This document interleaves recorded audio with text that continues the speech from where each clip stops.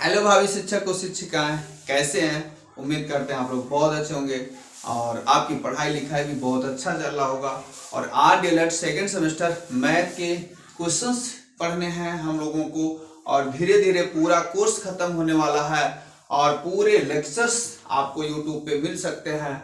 और आज के क्वेश्चंस आपके सामने हैं जो कि ये देख रहे हैं, बहुत ही इंपॉर्टेंट है क्वेश्चन। और ये सारे क्वेश्चंस बहुत अच्छे हैं, एडवांस मैथ के हैं और एक बार देखना है, तुरंत आप समझ जाएंगे। और थोड़ा सा भी कठिन नहीं है, वैसे तो ये कठिन होते हैं, प्लीज इसको पूरा देख लें जिससे ये इस टाइप के क्वेश्चंस आपका एकदम क्लियर हो जाए और आप कभी मत भूलें। तो चलते हैं क्वेश्चन की तरफ। पहला क्वेश्चन क्या कह रहा, एक मैदान की लंबाई 30 मीटर तथा चौड़ाई 15 मीटर है। इस मैदान पर 5 सेमी वर्षा हुआ है। इसमें वर्षा जो हुआ है 5 सेमी, तो इस मैदान पर कितने लीटर पानी गिरा, ये कह रहा। तो चलिए लगाने चलते हैं, हम क्वेश्चन को सॉल्व कर लेते हैं। लंबाई कितनी है 30 मीटर और चौड़ाई कितनी है 15 मीटर और इसकी ऊंचाई कितनी है। ऊंचाई देखिए, मैदान पर पानी जो बरस रहा है, पानी की जो लेवल होगा ना, पानी की ऊंचाई होगी और जो मैदान होगा, मैदान पे पानी की जो ऊंचाई के साथ पानी एक घनाभ जैसी आकृति बना लेगा। जैसे मैदान है उस पर अगर पानी है तो पानी एक घनाभ की तरह आकृति बना लेगा और इस तरह से हम कह सकते हैं कि ऊंचाई 5 सेमी बन जाएगा, ऐसा हो जाएगा। और तो फिर ये मैदान पे जमा पानी एक घनाभ की आकृति बनाएगा, क्योंकि इसमें लंबाई चौड़ाई और ऊंचाई है, तो इसलिए घना इसका आयतन निकालने का मतलब हमें घनाभ का आयतन निकालना होगा। तो कह दें अतः मैदान पर स्थित पानी का आयतन क्या हो जाएगा, एल बी एच घनाभ के आयतन की तरह ही बात होगी। तो एल का मान क्या है 30 मीटर। लेकिन एक काम करना होगा, उत्तर में कह रहा लीटर में कितने लीटर पानी गिरा, लीटर की बात कर रहा, तो इससे हम मीटर, ये जो मीटर का वैल्यू है इसे सेंटीमीटर में बदलना होगा। तो ये 30 मीटर को हम किस में बदल देते हैं सेंटीमीटर में, इसी में हम 100 से गुणा करवा दिए। फिर लीजिए लंबाई इतना हो गया, चौड़ाई कितना है 15। अब इस 15 में हम 100 से गुणा करवा देना, सेंटीमीटर में बदल दिया, कन्वर्ट कर दिया। और ऊंचाई कितनी है 5 सेमी, ऐसा कर दिया। तो इस तरह से मैदान पर गिरे पानी का आयतन ये बन जाएगा। बट लीटर में पूछा है तो इसलिए डायरेक्ट 10,000 से भाग दे दीजिए।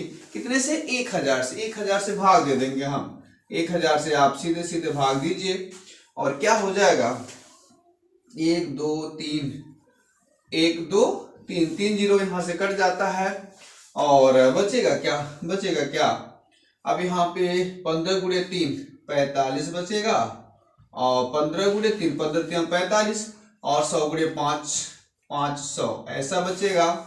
फिर क्या हो जाएगा, ये 2 जीरो तो लिख लेते हैं, 5 से गुणा करवा देते हैं। 5 25 25 के 5 कैरी 2 हासिल 2 5 के 20 और 2 22 22,500 लीटर। तो इतने लीटर पानी मैदान पर गिरा। कितना आसान क्वेश्चन है। लंबाई मीटर में दिया था उसे सेंटीमीटर में बदला और लीटर में वैल्यू ज्ञात करना था, इसलिए 1000 से इसमें भाग दे दिया और सीधा सीधा उत्तर आ गया कि 22,500 लीटर पानी गिरा। ये आंसर पहला क्वेश्चन का तो कंप्लीट।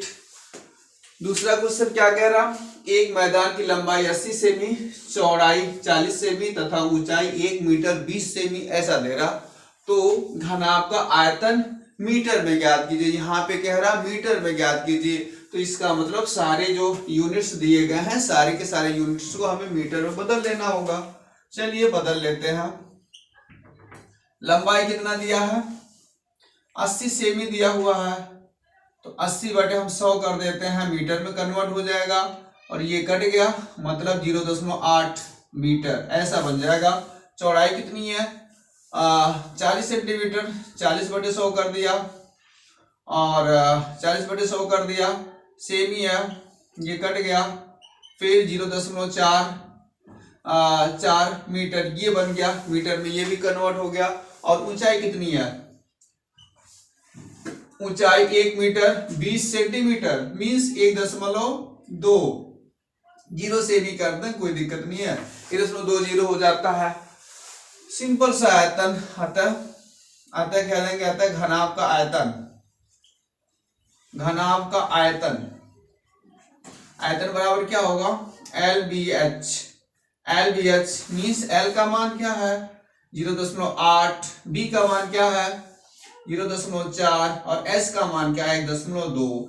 ये है, गुणा करवा लीजिए कितना आ रहा, गुणा करवाएंगे 8 का 4 से, 8 के 32 तो होगा ही, बट एक स्थान पे यहाँ दशमलव है, 2 स्थान पे दशमलव लगेगा और गुणे 1.2 ऐसा हो गया।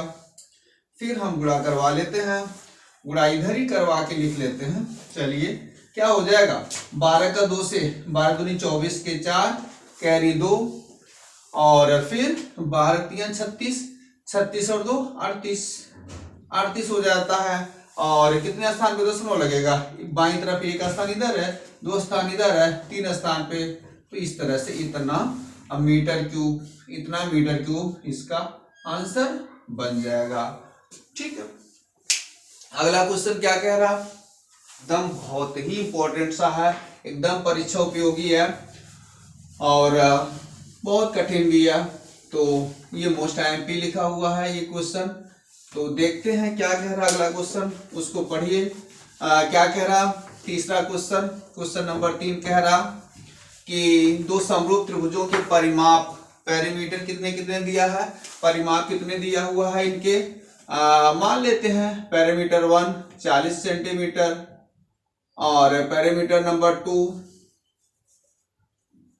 कितना दिया हुआ है 50 सेंटीमीटर, 50 सेंटीमीटर दिया हुआ है। इनके क्षेत्रफलों का अनुपात ज्ञात कीजिए, एरिया का रेशियो फाइंड करना है।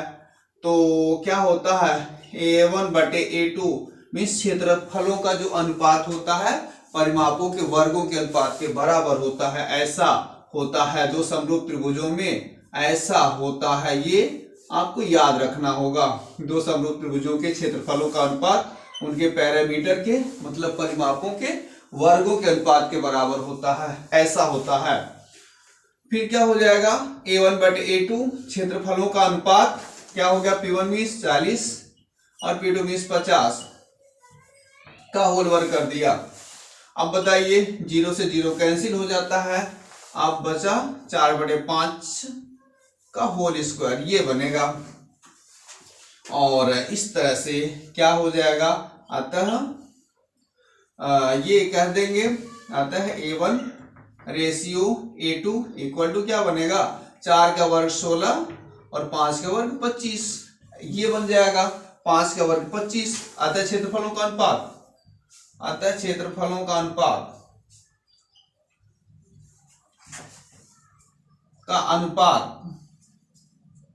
अनुपात हो जाएगा 16:25। तो इस तरह से ये हो गया। उम्मीद करते हैं ये आपको अच्छा समझ में आया होगा। तो प्लीज चैनल को सब्सक्राइब कर लें जिससे आने वाला आगे का हर वीडियो आप तक पहुंचे और आपकी पढ़ाई एकदम कंप्लीट हो जाएगी बस देखते ही देखते। तो आज के लिए बस इतना।